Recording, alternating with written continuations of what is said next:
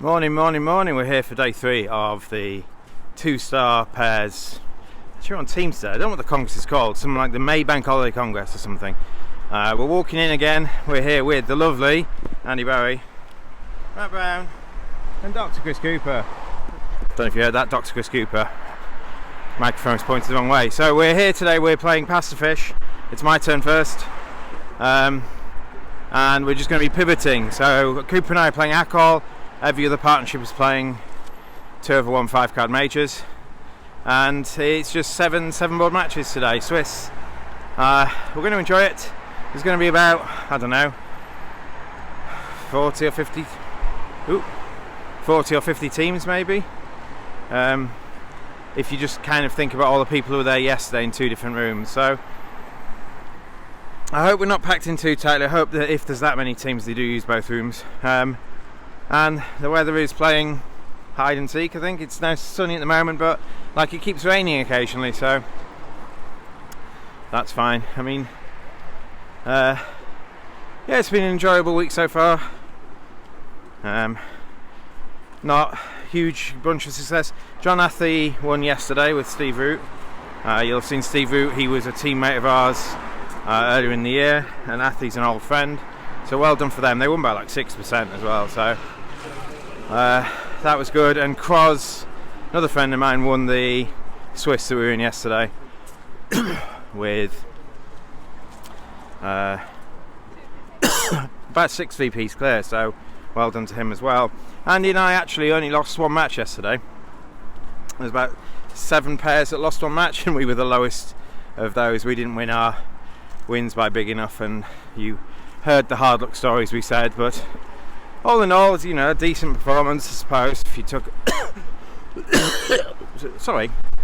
if you look at that as a reflective, if you said you'd come into today and you'd win 6 out of 7, well, we drew 1, but you know, you'd sort of take that. That's a sort of record you need to win them. You just sadly need bigger wins.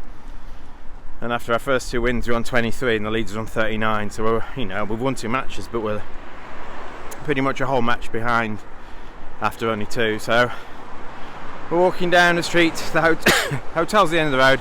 Need to get some water. I've got some in my throat, so I'm going to tune out now and see you back at the venue when we mingle with some people who are finishing off their breakfasts. So we're sat in the courtyard, and you can see it's just a little courtyard in between both rooms, where bridge players are getting ready to start playing. You might recognise some of these faces. We have Cooper there with a second coffee of the morning. He needs to be waking up. And we are team 20. Need to fill that in a second. I think the venue's pretty good, actually. The weather's been good. I would gladly play here again. The breakfast looks good. I didn't have any of it. And then it's an Ollie Cowan Congress, so we've got free tea and coffee. We've got a tray of sweets in the window. I don't know if you can see them. But like, you can help yourself to nibbles. There's our teammates, lovely teammates. We're going to try and get a team photo in a second. And yeah, we're starting in about 20 minutes. So this is a hand I played with Cooper in the first round. And I've rotated it, but in this particular diagram I was the south hand, and I get to 4 spades. My partner opens a diamond, playing Akol. I bid a spade, partner bids 3 spades, and which is often around 15, 16-ish. Can be sometimes a strong no trump, sometimes unbalanced. And I decided to raise to 4. Partner's got diamonds and spades. I've got 3-card diamond support and short in hearts and a second suit to set up maybe. And if partner's strong balance, maybe I can set my clubs up or something. So I bid 4 spades, and it's teams. And we get the Queen of Clubs lead. Now this was a swing. At our table we made it, and at the other table they went off, and it's not necessarily clear cut and it's not necessarily all too difficult, but what you've got to do is think about what are the best ways to make this. So they lead the Queen of Clubs, and you can see that you're going to lose a heart. The Ace of Hearts might be on side, but you're still going to lose a heart, and you can potentially ruff the other 2 hearts or throw one on the King of Clubs. You've got 1 heart to lose. You might lose a spade, and if spades obviously you're breaking badly, going to be tough to make it. You need a nice diamond layout. And you're going to lose 1 or 2 diamonds, depending on how the diamonds lay out. And you might lose 3 diamonds. You might get the diamond guess wrong, and you might have a diamond ruff as well. So you've got to be a bit careful. And the big problem is you don't have many entries to your hand at all. You don't have a club entry, even though you've got ace king of clubs, because North's got a singleton ace. And the only guaranteed entry you have to your hand is the ace of spades. So trick 1 is sort of forced you in the ace of clubs. And you decide what to do. You could play a heart towards your jack. You could play a diamond off dummy. That doesn't feel right. Or you could play a spade to the ace. Now, what you sort of want to do is set up in hands like this where you need things to break, things to be nice. You need to sort of set up the entries back to your hand. Here, you're going to need entries to the south hand to play at least 1 diamond and take a spade finesse and maybe cash the king of clubs and maybe lead up to the king of hearts. And so what sequence of plays gives you the most flexibility here?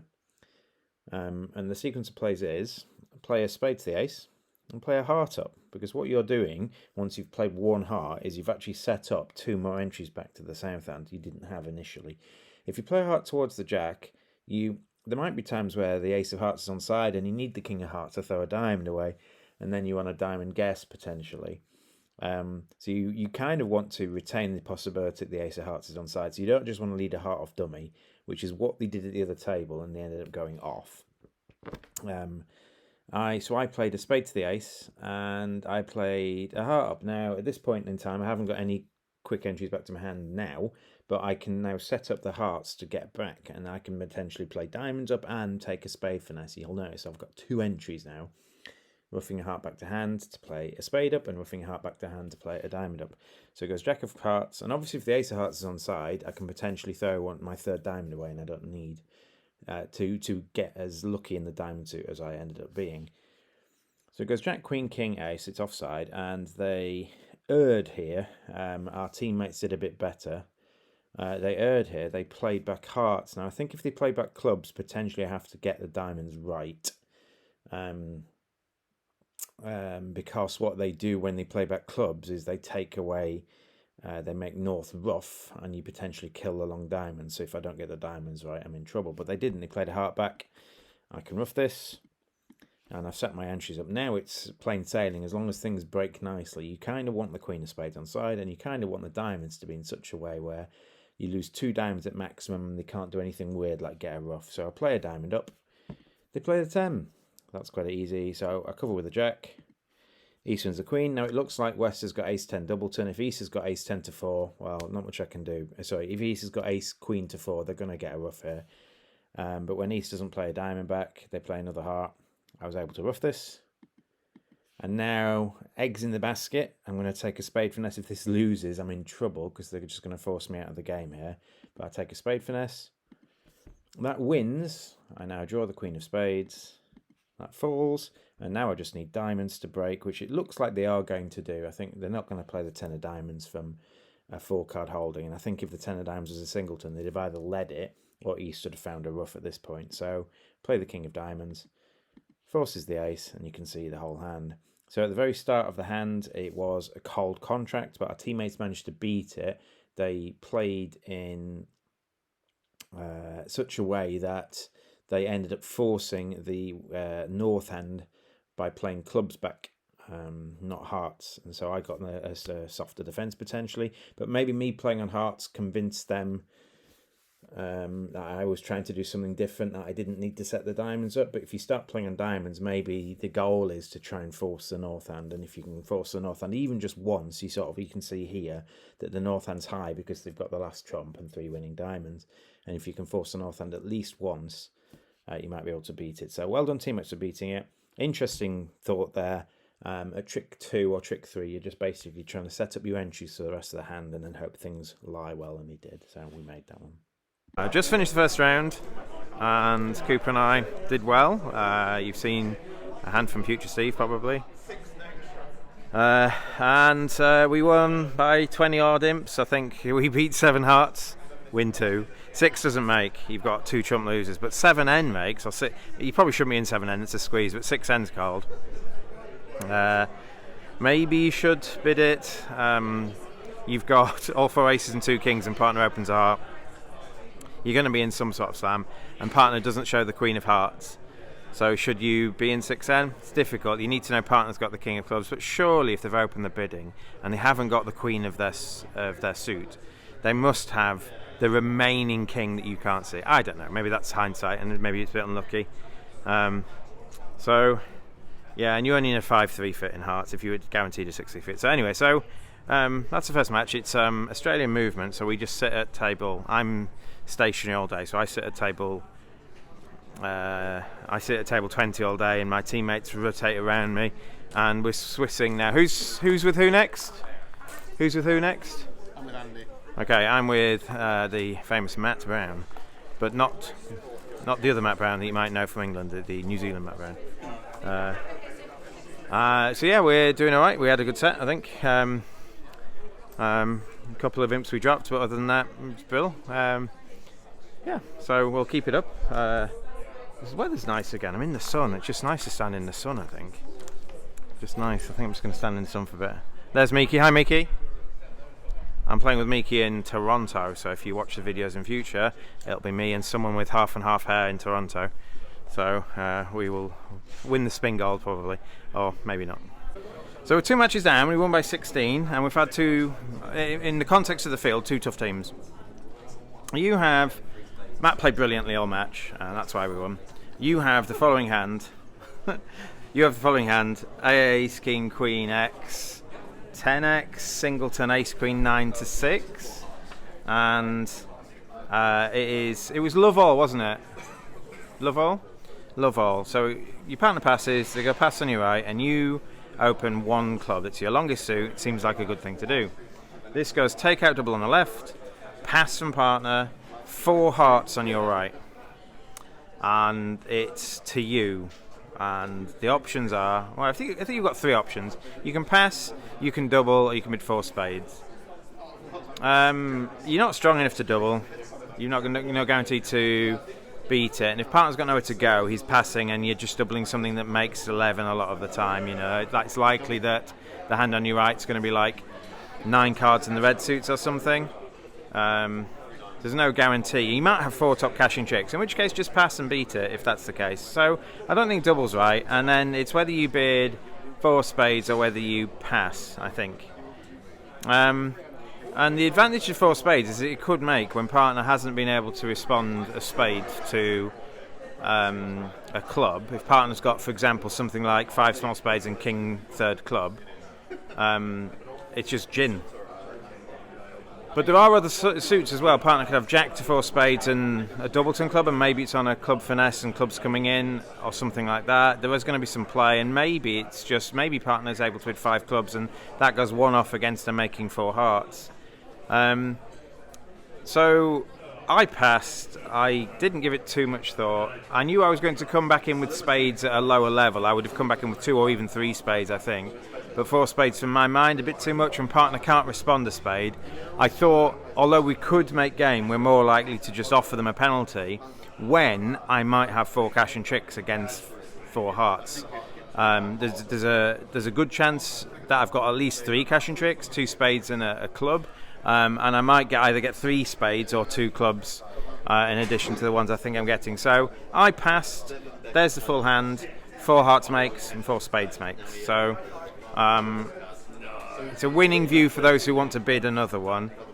Double might work as well. Partner might bid 4 spades if you double. Maybe. I don't know what he would do if I double, but I'm not sure double's right with the hand you've got.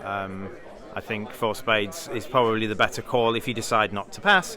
I passed, and that was the board we lost 12 on. But we won the match by 16. We had some good boards elsewhere. So currently we're 2 wins out of 2. So we'll try and keep it going. So, to winning team, we're milling around. It's myself and Andy now, and you can see today, I don't know if you can tell, if you have been watching the videos, there's loads more space. You can now walk down the aisles, they've spread the tables out, they're playing across 2 rooms. The other room's kind of over there. I've actually not been in the other room. Hi Ollie, that's the organiser, Ollie Cowan. He's got his Oliver Cowan t-shirt on. So yeah, and as usual, there's trays and trays of sweets. You've got fudges and eclairs and Werther's Originals, and there's even some fortune cookies around the corner. So I'm doing some filming, yeah. So we're ready to start. I think the director, I don't know what's happening. I think it may be an issue with putting the scores up, but I think everyone's done, so we're ready to play the next round, yeah. I'm going to help myself to a Werther's Original, get one for the team, and then Andy and I are going to take on the world. So we can't count. We actually won the second match by 10 imps, didn't we? Yeah. Andy's wandering off to the loo. We just played Jason Hackett. We've had 3 tough matches. Now, obviously, when you win the first match big, expect to play someone else who's won it big, that's fine, but to have the initial round playing against people who are pretty good, we've had 3 tough matches. We won the first 2, but this doesn't feel that good. They beat us, they took us 1 off a couple of times, 1 Andy can make and 1 they've defended very well. So we'll see what teammates come back. At the other table we've got Matt and Cooper, so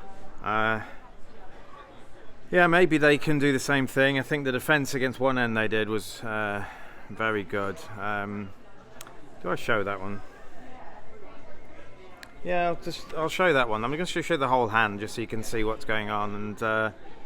And this is this hand here. It goes a no trump from North, pass, pass, pass. So North's playing in 1 no trump, and Jason leads the 6 of clubs playing 4th best.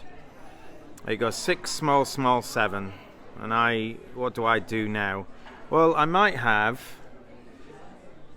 3 losing hearts, 3 losing diamonds, and a club to lose. But they've got to untangle these, and I've got quite a few heart guesses potentially to do this. So I could just play a diamond, trying to set up a slow diamond trick and make 4 spades, 2 clubs, and a diamond. But I think if I do that, it makes it very obvious what's going on. They will definitely switch to hearts, and if I get any of the heart guesses wrong, it's bad. So I just played the Queen of Clubs back at trick 2, and now they've got to beat me now because I've got 7 tricks. If I get in again, I've got 7 tricks. If I get in with a heart, I've got 8 tricks. So I played the Queen of Clubs back. There's a chance Jason might duck it. I probably not. So I played the Queen of Clubs, and he took it, and he emerged with the 2 of diamonds. And it goes 2 small small queen, so 2 small queen small, and Adrian worked out that Jason has led his better minor, so his diamonds can't be good enough to play a diamond back necessarily. What could Jason's diamonds be? They'd need to be ace 10 4th, but he's led from king 10 4th club. Well, you might have led a diamond from ace 10 4th over the king 10 4th, so it's likely I've got jack 10 to 4, or even 5 diamonds. So Adrian found a heart through, diamonds the king, heart through, and then they cashed out. So they got their king of clubs, 3 diamonds and 3 hearts. Now they can't get to the 13th heart however it goes because things are just blocked, but that's just good defense, I think. So yeah, you need to be on pretty firm footing about just partners' tendencies and things like that to read that situation, right? So I don't think that'll be a gain in. That was just good defense, and if teammates also find good defense, it's a flat board. It's not like we're winning it with some good play from teammates. So we'll see what happens. I imagine the contract will be the same, but it'll probably make maybe. Although if you don't get a club lead, maybe they've got time to get 7 tricks. Let's say they lead a diamond at trick 1 and they find a heart switch. They might be able to beat you anyway because you might then take a club finesse. So there's a chance on a non-club lead that you can make it, but I think on a club lead, on the same lead, I think I expect 4 imps out here. So there's an interesting point. We ended up winning that match by 5, so well done teammates. They didn't beat 1N. But I think if I play a diamond up instead of a club back, I think it's very difficult for them to untangle their 7 tricks. So maybe on me. So there was one hand where it didn't actually matter. We both tables went off in 3N. Where you're just looking at this heart suit, for example, and you've got king 10x. And dummy's got jack X, and partner leads like the 7 of hearts against 3M. What are you playing when when declarer plays the jack, and what are you playing when declarer plays low? Well, when declarer plays the jack, it's easy, you just cover. When declarer plays low, you should actually play the king, because partner could have ace to 6. If declarer's got when partner leads the 7, they've got on a 9-8-7, or it doesn't matter. They've just got low cards. So if they've got on a 9-8-7, and declarer didn't try the jack, it's probably because they haven't got the ace. It's probably because they're looking at Queen X or Queen Third, and they can just play low and guarantee a stop. But when they've got Queen X, what they really want for you to is finesse against the jack. So weirdly, when declarer plays low, when you've got King 10X, you should play the king either way, regardless whether they play the jack or low. Now, interestingly, if declarer has Queen X and they don't play the queen, so let's say partner leads a 7 and declarer's got Queen X and they don't play it, you should play the king for the for the same reason. Partner has, when they don't play the queen, partner has to have the ace, and when partner's got 6, you need to play the king just so you can cash out. If you duck and finesse, they might be able to win their jack X or whichever honour they've got, and make 9 tricks without you getting into cash your hearts. So wherever the holdings, when dummy goes down with jack X or Queen X in this sort of situation, you should play the king whatever they play. Because there aren't any holdings that partners led 4th highest 7 from where playing the 10 can gain over playing the king. My team are mocking me. I never make bad jokes. We are 4 from 4. We've just beat the leaders, but we didn't beat them by much, so we've overtaken them. But we're on like 57 after 4, 57 out of 80. That's not a score that's going to be leading. There'll be another team that wins bigger than we did, and we'll probably be playing them. So we keep winning, that's good. We keep pivoting, that's good. And we're going in. I'm going to leave you with this hand. This is my hand. You have ace, king, small, small, stiff, ace, jack, empty to 6, jack, X. And you open a diamond, the overcall, 1 heart on your left, and partner bids a no trump. It goes past to you. So you can pass this. I mean, partner's going to have like 6 to 9 with a heart stop. Partner hasn't got 4 spades, so you don't really want to choose your spades. But you're quite a distribution hand. You're effectively 6-4-2-1, or in a different order. And they're sort of hands that you don't really want to be playing in no trumps, I don't think. If partner hasn't got a diamond fit, no trump's going to struggle. So maybe it's safe to play in 2 diamonds. When partner has got a diamond fit, diamonds is much better. And the advantage of this is if they compete again, you're not really competing in no trumps, but you might compete in diamonds. So I bid 2 diamonds, and lo and behold, the hand on my left bids 2 hearts, and partner is able to bid 3 diamonds now to show diamond support. And the question you ask yourself now is, should you chance 3N? If partner now has diamond support, now your diamonds are working in no trumps as well. So should you bid 3N? What do you need for partner to be able to make 3 no trumps? And you're not vulnerable as well. So if it was a vulnerable 3N, you maybe want to push it about a bit more, but not vulnerable 3N, they need to be making more than 50% of the time. So let's give partner the best hand they can have. He'd need to have something like king to 3 diamonds. He'd need to have a heart stop, obviously, and he also needs to have something in clubs, a club stop as well, like Queen Third or better, 4 to the 10 maybe, because otherwise you're missing.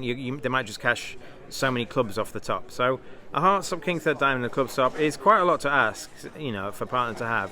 And your diamonds are really bad. You've got ace jack empty to 5. So even if partner's got like queen third diamond or king third, your pips are pretty bad. So unless they're breaking nicely, it could be risky. So I don't know. I didn't, because I didn't think they'd bid it at the other table. I didn't think you'd chance 3N here, and maybe I'm wrong. Matt said maybe I should do it, and I didn't. And 3N makes the same number of tricks as 3 diamonds makes. You make 10 tricks. So it's king X of diamonds on side. There's no real chance to get it wrong. So that was a swing out. That was our only swing out in the match, our only big swing out. We lost an impair 2 here, but then we won a game swing when we beat a game that wasn't beat at the other table. So I am a bit passive sometimes, and maybe this is something I need to address. There's 2 hands today where I could have bid and didn't, and I've missed game twice, but we're still winning. So have a little dance from Andy. Yeah, we're back in for round 5. So we've continued to play good teams. We lost by 5 and then won by 5. So we lost 12-8 and then we won 12-8 against some good teams. It's been interesting hands.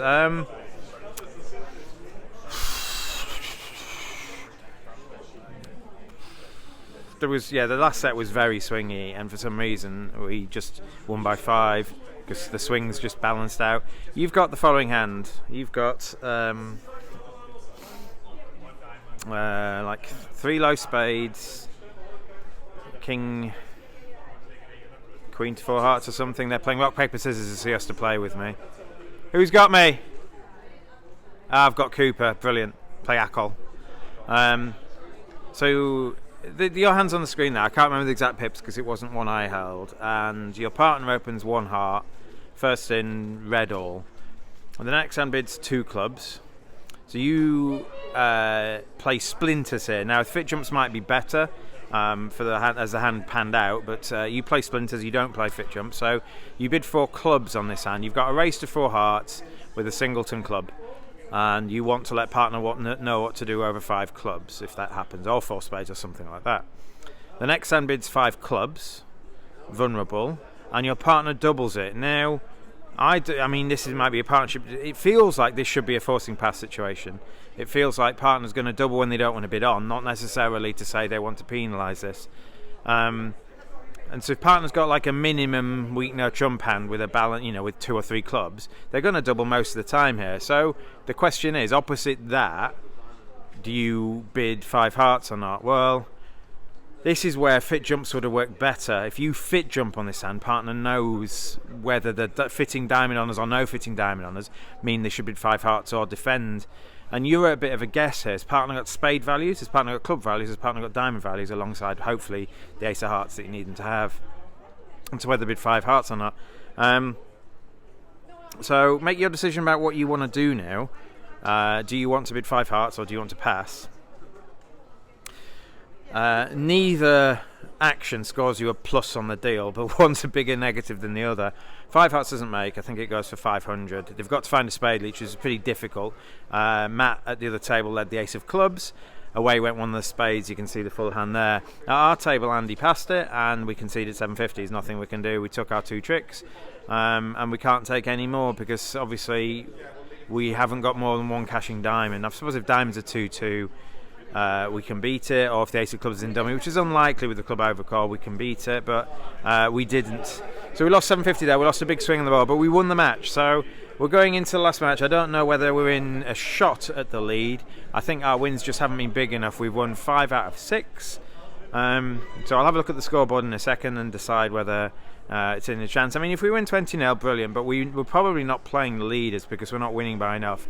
And if we're not playing the leaders, the scores are sort of out of our hand. We need the top teams to sort of like draw, whereas we get a big win. But we're playing Akol, so that's the best system, obviously. So we're going to try and get the biggest win we can with 1 match to go. So we're 9 behind the leaders. We're playing the team in 3rd. If I just show you, if you can see, there we go. We're in 4th place at the moment, 9 behind the leaders. So results go our way. We couldn't still win it, but it's probably unlikely. So let's just try and get the biggest win we can get. And we're done. We had a good set. We've got a ruling potentially. We'll see if it matters. It might not matter, but I think we'll win it. I don't think the guy's raised a hesitation after limiting his hand already. He does have a 7th spade, but he's got no aces, so I don't think. Anyway, we'll see. Yeah, we finished off with some Akol based stuff. I don't think there were any that interesting hands, I don't think. There's the ruling, which if it turns out that it might matter for the event, might be an interesting thing. So if that happens, I'll put that up. Otherwise, I won't bother. Don't really want to do that. There's John Athy. Hello. He won the 2-star pairs yesterday. He's pretty good, John, isn't he? So, not he says not so much today, but yeah, we've had a good time. We're waiting for Matt and Andy to finish. I think if they ever finish before Cooper and I, something's gone wrong.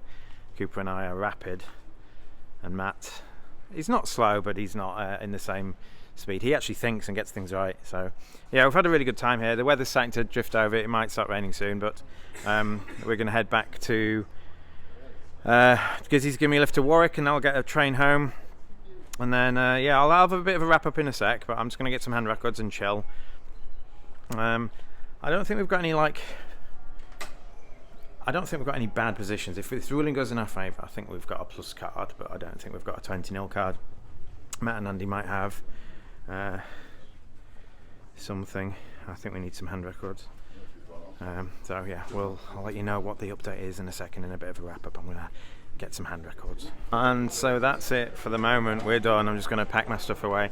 I think we're going to win the appeal. Hasn't been decided yet, but it feels like chatting to people. No one's thing. We're not going to. Well, the ruling. We're not appealing. It's just the ruling. I think we're going to win the ruling, which will put us up to like 5th. I think we lost the match even with the ruling.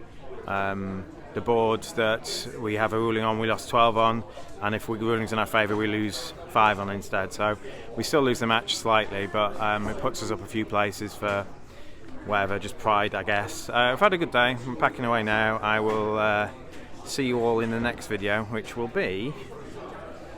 I actually don't know. It's going to be a while. A lot of online bridge at the moment, so next one might be... I've got a live Gold Cup match, but I'm not sure I'm going to vlog that. I might try to.